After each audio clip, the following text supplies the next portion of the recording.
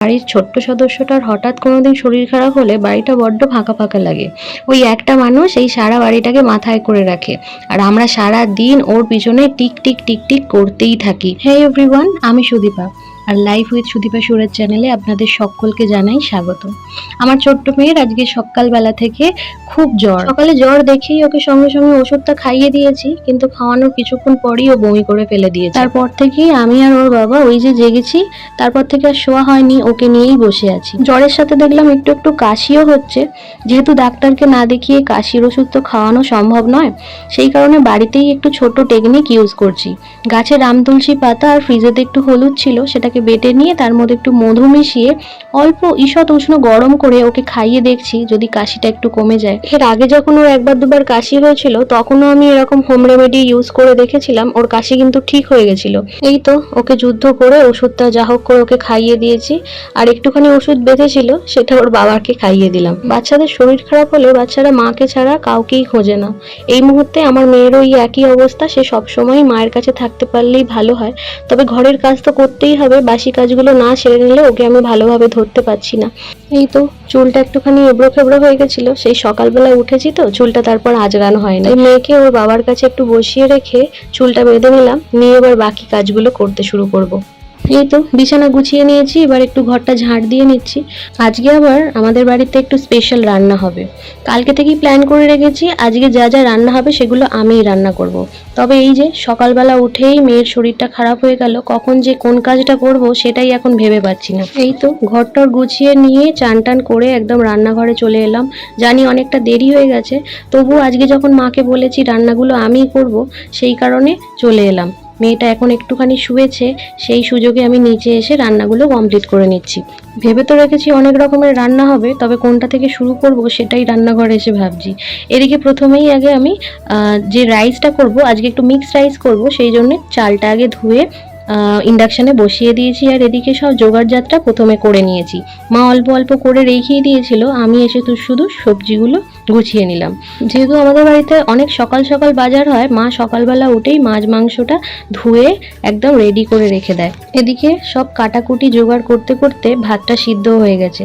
দেখবেন দেরাদুন চালের রাইসটা একটু তাড়াতাড়ি সিদ্ধ হয়ে যায় এমনি সেদ্ধ চালের থেকে। আর যেহেতু ফ্রাইড রাইস হবে, সেই কারণে এখানে গাজর আর বিনসটা প্রথমেই আমি ভেজে নিচ্ছিলাম। এর আগে 5 রকমের ভাজাটা প্রথমেই ভেজে তুলে রেখেছি, আর কড়াই আমি একবারেই তেল নিয়ে নিয়েছিলাম যাতে সব কটা ভাজার জিনিস একসাথে ভেজে নিতে পারি।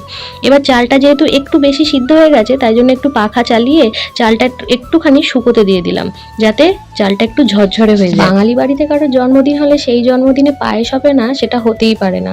সেরকম আমাদের বাড়িতেও ব্যতিক্রম নয়। যখনই আমাদের বাড়িতে কারোর জন্মদিন হয়, পায়েস আমাদের হবেই হবে। তো এই তো একটা গ্যাসেতে আমি ভাজাভুজিটা করে নিচ্ছিলাম, আর অন্যদিকের গ্যাসটা যেহেতু ফাঁকা ছিল সেটাতে আমি পায়েসটা বসিয়ে দিয়েছি। বাপি সকালবেলা 2 প্যাকেট মাদার ডেয়ারি দুধের প্যাকেট নিয়ে এসেছিল, সেই দুধের প্যাকেটগুলোই প্রথমে আগে গরম করে নিচ্ছি, তার মধ্যে দিয়ে দিচ্ছি অল্প একটু জল। এখানে ততক্ষণ পায়েসের দুধটা একটুখানি গরম হচ্ছে, ততক্ষণে আমি ওদিকে বেরেস্তাটা করতে দিয়ে দিয়েছি। যেহেতু রাইসে আমি একটুখানি বেরেস্তা দিতে পছন্দ করি, সেই কারণে আমি বেরেস্তা ভাজতে দিয়েছি। আর এই যে জলটা একটুখানি গরম হয়ে গেছিলো পায়েসের, তার মধ্যে এবার আমি গুঁড়ো দুধ মিশিয়ে দিচ্ছি। দেখবেন পায়েসের মধ্যে গুঁড়ো দুধ দিলে সেই পায়েসটা খেতে অন্যরকম টেস্ট হয়। আর এইদিকে আমি রাইসের জন্য, যেহেতু মিক্সড রাইস, সেহেতু চিকেন আর ডিমটা ভেজে নিয়ে রাইসের চালের মধ্যে মিশিয়ে দিচ্ছি। এদিকে কথা বলতে বলতে পায়েস আমার একদম রেডি। এবার আমি দেবো এর মধ্যে মিষ্টি। তো এর আগে যখন আমি পায়েস বানাতে জানতাম না, তখন আমি চাল, দুধ, চিনি সব একসাথে দিয়ে দিতাম, দেখতাম পায়েস ফুটতে ফুটতে অনেক দেরি হতো। তারপরে আমার শাশুড়ি মার থেকেই আমি শিখেছি যে প্রথমে আগে দুধের সাথে চালটা সিদ্ধ করে নিতে হয়, আর লাস্টে চিনি দিতে হয়। এতে পায়েসের যে চালটা সেটা কাঁচাও থাকে না, আর খুব সুন্দর টেস্ট হয়। এদিকে আমি ওপরে চলে এসেছি, দেখতেই পাচ্ছেন মেয়ে আমার ঘুম থেকে উঠে পড়েছে। যেহেতু ও ঘুম থেকে উঠে পড়েছিল, ওকে স্নান টান করিয়ে এবার ওকে একটু খেতে বসালাম। ওর যেহেতু জ্বরের মুখ, আজকেও কিছুই খুব একটা ভালো খাবে না, সেই কারণে ও যেটা খেতে ভালোবাসে, পায়েসটাও একটু পছন্দ করে, সেই কারণে ওকে আজকে দুপুরবেলা একটু পায়েসই দিয়েছি।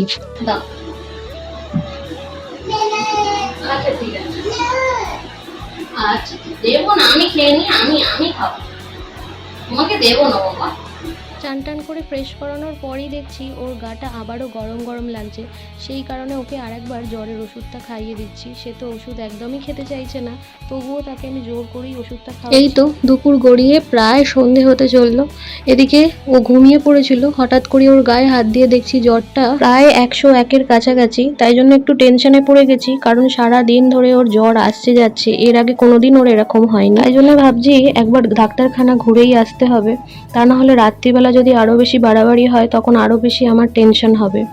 এদিকে বিকেল হতেই দেখছি বাইরে বেশ মেঘ করেছে, বৃষ্টি হবে মনে হচ্ছে। গরমের মধ্যে একটু একটু বৃষ্টি হওয়াটা খুব দরকার, তা নাহলে এই ভ্যাপসা গরমে বড্ড বিরক্ত লাগছে। এই যে আমি রেডি হয়ে গেছি, এবার ডাক্তারখানা যাব। ওর জ্বরটা আবারও দেখছি আস্তে আস্তে আরো বেশি বাড়ছে, তাই জন্য খুব একটা রিস্ক নিলাম না, এক্ষুনি ডাক্তারখানা বেরিয়ে পড়ছি। এই যে ডাক্তার দেখিয়ে আমরা গাড়িতে বসেছিলাম, ওর বাবা ওষুধ আনতে গেছিল, তখন আমি ওর সাথে একটু বসে গল্প করছিলাম।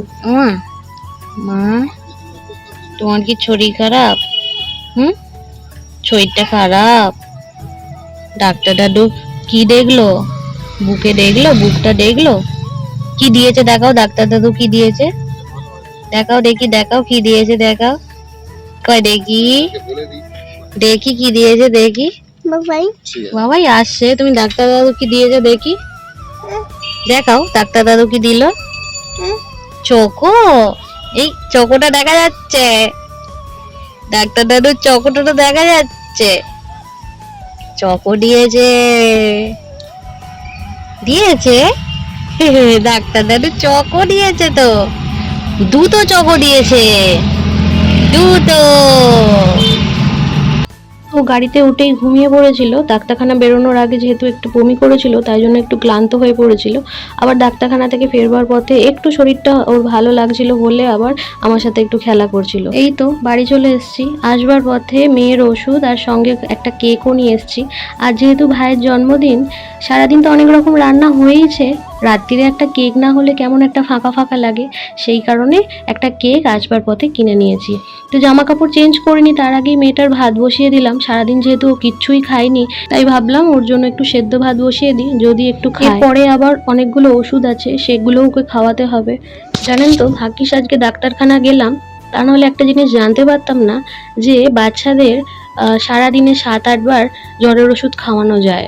এর আগে আমি জানতাম যে কোনো জ্বরের ওষুধ 6 ঘন্টা অন্তর অন্তর খাওয়াতে হয়। আমি সেই কারণে মেয়েকে 6 ঘন্টা অন্তর অন্তর ওষুধ খাওয়াচ্ছিলাম, তবুও ওর জ্বরটা নামছিল না।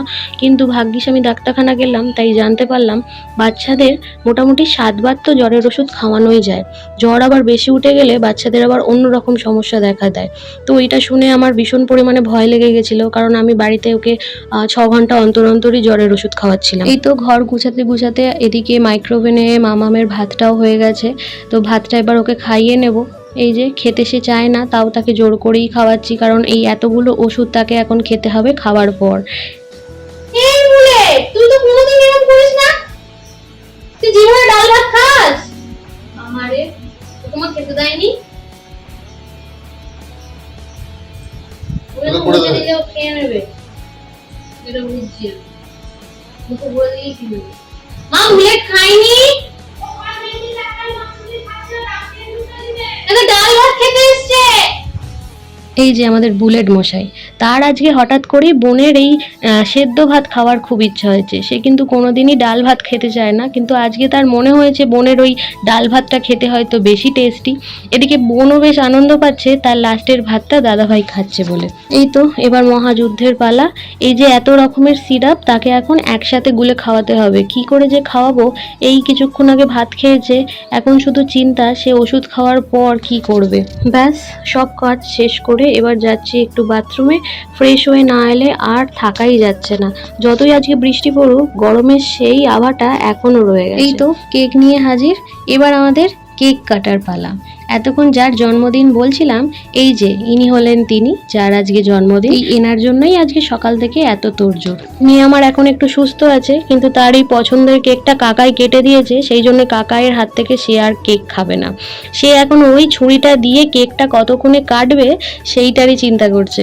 এই তো এতক্ষণ পর এবার আমার মেয়ে তার পছন্দের কাজটা খুঁজে পেয়েছে, সে এই কেকটা এখন কাটবে আর কাকাইয়ের মতো সবাইকে কেটে কেটে খাওয়াবে।